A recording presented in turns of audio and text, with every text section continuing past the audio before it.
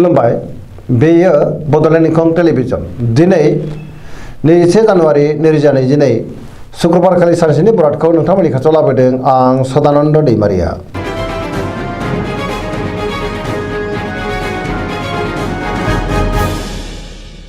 सिगां फरायनो लादों मेष राशि गिबि हांखो अ ल दिनैनि साना मोजां आरो गाज्रिनि गेजेरजों बाबेनलांगोन। गोसोखौ जोबोर उसुखुथु मोनगोन। सोरनिबा सायाव गोबां रागा जोंफ्लांनोबो हागौ। गोसोखौ हमथानाया गाहाम।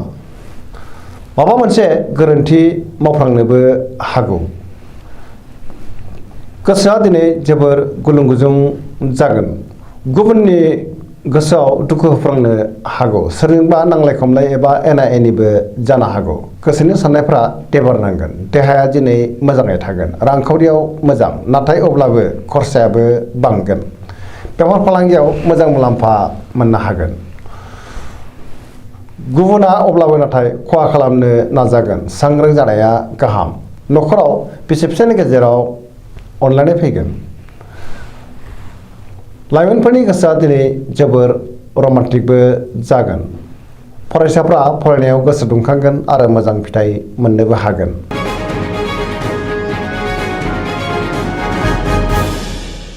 वृष राशि गिबि हांखो इ उ ब दिनैनि साना मोजां आरो गाज्रिनि गेजेरजों बाबेनलांगोन। गोजोननि आंखाल जानो हागौ। नेगेटिभ एनार्जिनि गोहोमबो गोग्लैगोन। गोसोखौ जोबोर गुलाय गुजाय मोनगोन। गावखौनो लोगो गैजायै बायदि हारसिं आरो दरसि मोनगोन। गोसोआव जिंगा बांगोन। गोबां जेंनाजों मोगा मोगि जानांनोबो हागौ। गोजोननि आंखाल जागोन। गोथों आरो गोग्गो साननो रोंनाय नङा। मावनो लानाय खामानिखौ मावफुंनो गोब्राब जागोन। समाजाव मान मोनगोन। रांखावरियाव मोजां, नाथाय अब्लाबो खरसायाबो बांगोन। बेफार फालांगियावबो मोजां होनजायो। सोरबा लोगोआ नाथाय थगायनो नाजागोन। सांग्रां जानाया गाहाम।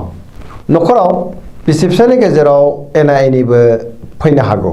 देहाया दिनै मोजाङैनो थागोन।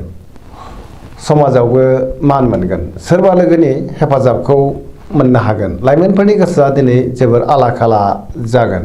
फरायसाफ्रा फरायनायाव गोसो दुंखांगोन आरो मोजां फिथाइ मोनगोन। खुसिनि आंखाल जानो हागौ। नेगेटिभ एनार्जिनि गोहोमबो गोग्लैनो हागौ।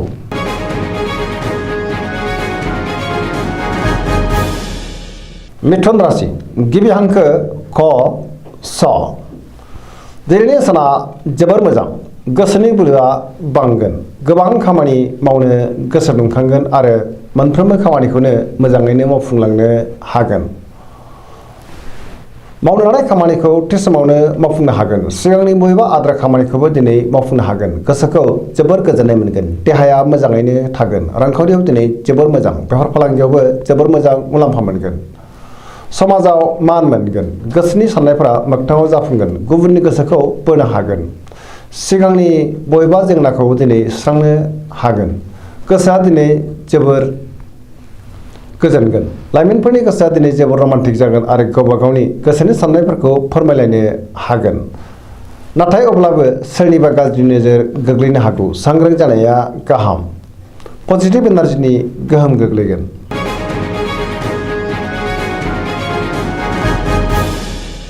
कर्कट राशि गिबि हांखो ड ड ह दिनैनि साना जोबोर मोजां। गोसोआव पजिटिभ साननाय फैगोन। गोथों आरो गोग्गो साननो रोंगोन। देहाया मोजाङैनो थागोन। गोसोनि बोलोआ बांगोन। लोगोफोरनि हेफाजाब मोनगोन। गोबां बिथिङावनो मोजां खाबु फैनो हागौ। गोसोखौ दिनै जोबोर गोजोननाय मोनगोन। मावनो लानाय खामानिखौबो थि समावनो आरो गोरलैयैनो मावफुंनो हागोन। सिगांनि बबेबा आद्रा खामानिखौबो दिनै मावफुंनो हागोन। रांखावरियाव जोबोर मोजां होनजायो, नाथाय अब्लाबो खरसायाबो बांगोन। बेफार फालांगियाव मोजां होनजायो। गुबुननि गोसोखौ गोरलैयैनो बोनो हागोन। न'खराव बिसि फिसायनि गेजेराव अनलायनाय फैगोन। गोसोआ दिनै जोबोर रमान्टिक जागोन। बिदा फंबायनि हेफाजाब मोननो हागोन। फरायसाफ्रा फरायनायाव गोसो दुंखांगोन आरो मोजां फिथाइ मोननोबो हागोन। पजिटिभ एनार्जिनि गोहोम गोग्लैगोन। धोरोमारि बिथिङावबो गोसो दुंखांगोन।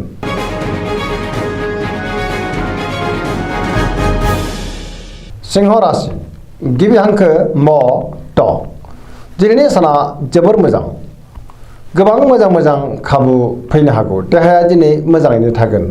गोबां जेंनाखौ दिनै सुस्रांनोबो हागोन।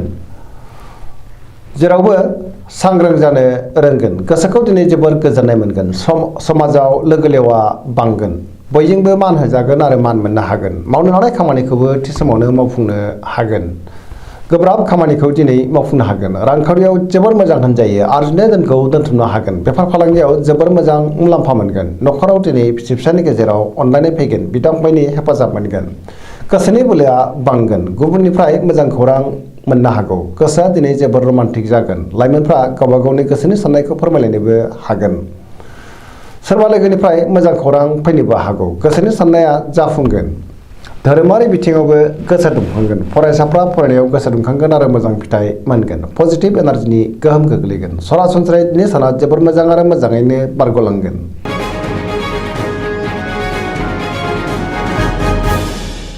कन्या राशि गिबि हांखो प ट दिनै साना जोबोर मोजां बयजोंबो गोरोबनो रोंगोन हरखाबै सोरबा लोगोनिफ्राय मोजां खौरां मोननो हागौ सिगांनि बबेबा जेंनाखौ दिनै गोरलैयैनो सुस्रांनो हागोन गोसोखौ जोबोर गोजोननाय मोनगोन गुबुननि गोसोखौ बोनो हागोन रांखावरियाव जोबोर मोजां होनजायो गोबां धोन आरजिनो हागोन मोननो गोनां धोनखौबो दिनै मोननो हागोन बेफार फालांगियाव मोजां मुलाम्फा मोनगोन देहाया दिनै मोजाङैनो थागोन गोबां सुबुंजों मोजां सोमोन्दो लाखिनो रोंगोन पजिटिभ एनार्जिनि गोहोम गोग्लैगोन न'खराव दिनै बिसि फिसायनि गेजेराव अनलायनाय फैगोन बिदा फंबायनि हेफाजाबखौ मोननो हागोन समाजाव मान मोनगोन लाइमोनफोरनि गोसोआ दिनै जोबोर रमान्टिक जागोन आरो गावबा गावनि गोसोनि साननायफोरखौ फोरमायलायनोबो हागोन फरायसाफ्रा फरायनायाव गोसो दुंखांगोन आरो मोजां फिथाइ मोनगोन धोरोमारि बिथिङावबो गोसो दुंखांगोन गोसोनि साननाय आरो लुबैनायफ्रा मोगथाङाव जाफुंगोन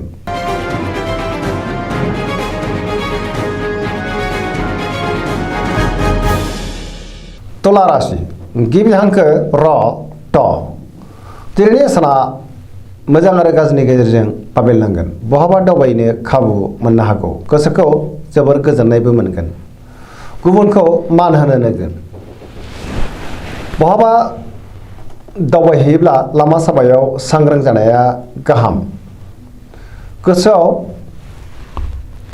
गोथों आरो गोग्गो साननाय फैगोन गोसोनि बोलोआबो बांगोन गोसोनि साननाया मोगथाङाव जाफुंनो हागौ मावनो लानाय खामानिखौ थि समावनो मावफुंनो हागोन देहाया बारा मोजां थानाय नङा गगा आरो बायदिसिनाजों खस्थ' मोननांनो हागौ रांखावरियाव मोजां आरजिनाय धोनखौ दोनथुमनो हागोन बेफार फालांगियाव मोजां होनजायो न'खराव बिसि फिसायनि गेजेराव अनलायनाय फैगोन फरायसाफ्रा फरायनायाव गोसो दुंखांगोन आरो मोजां फिथाइ मोनगोन लाइमोनफोरनि गोसोआ दिनै जोबोर रमान्टिक जागोन आरो गावबा गावनि गोसोनि साननायखौ फोरमायलायनोबो हागोन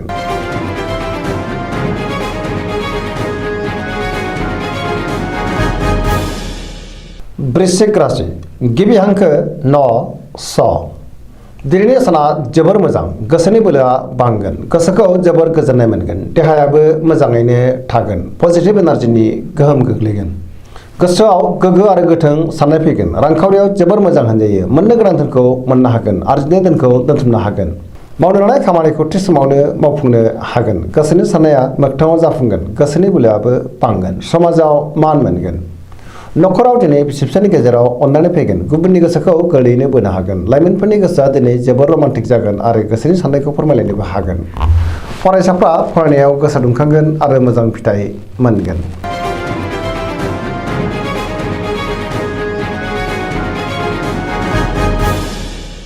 धनु राशि गिबि हांखो ढ फ भ दिनैनि साना जोबोर मोजां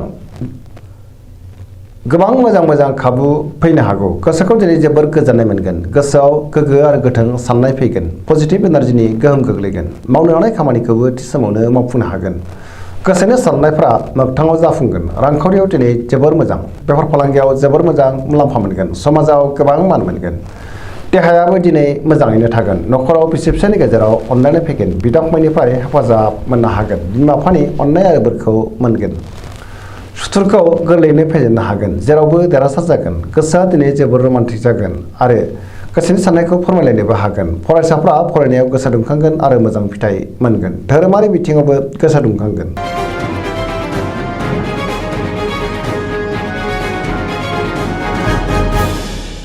मकर राशि गिबि हांखो ख ज दिनैनि साना जोबोर मोजां गोसोखौ दिनै जोबोर गोजोननाय मोनगोन रांखावरियाव जोबोर मोजां होनजायो नाथाय अब्लाबो खरसायाबो बांगोन बेफार फालांगियाव जोबोर मोजां मुलाम्फा मोनगोन न'खराव बिसि फिसानि गेजेराव अनलायनाय फैगोन मावनो हानाय खामानिखौ थि समावनो आरो गोरलैयैनो मावफुंनोबो हागोन समाजाव लोगो लेवा बांगोन सोरबा लोगोनिफ्राय हरखाबै मोजां खौरां मोननो हागौ गोसोनि साननाया मोगथाङाव जाफुंगोन गोसोनि बोलोआ बांगोन गोसोआ दिनै जोबोद रमान्टिक जागोन आरो गावबा गावनि गोसोनि साननायफोरखौ फोरमायलायनोबो हागोन फरायसाफ्रा फरायनायाव गोसो दुंखांगोन आरो मोजां फिथाइ मोनगोन पजिटिभ एनार्जिनि गोहोम गोग्लैगोन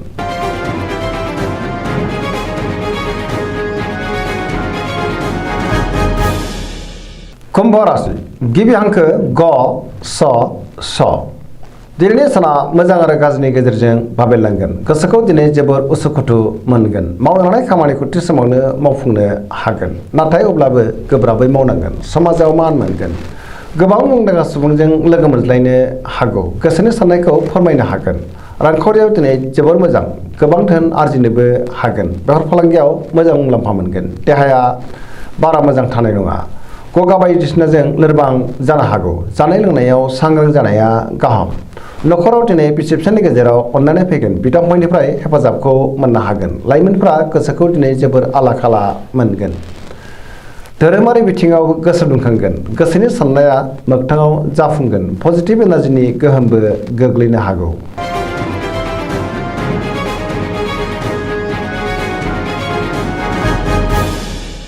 मीन राशि गिबि हांखो ड स दिनैनि साना जोबोर मोजां गोबां मोजां खाबु फैनो हागौ बहानिफ्रायबा मोजां खौरां फैनोबो हागौ पजिटिभ एनार्जिनि गोहोमबो गोग्लैगोन बयजोंबो गोरोबनो रोंगोन आरो अनजागोन गोसोआ जोबोर गोजोनगोन गोसोआव गोबां बिथिंनि रोंगौथि फैगोन मोनफ्रोमबो बिथिङावनो सांग्रां जानोबो रोंगोन गोसोनि बोलोआ बांगोन गावनि गोसोनि साननायखौ गुबुननो फोरमायनोबो हागोन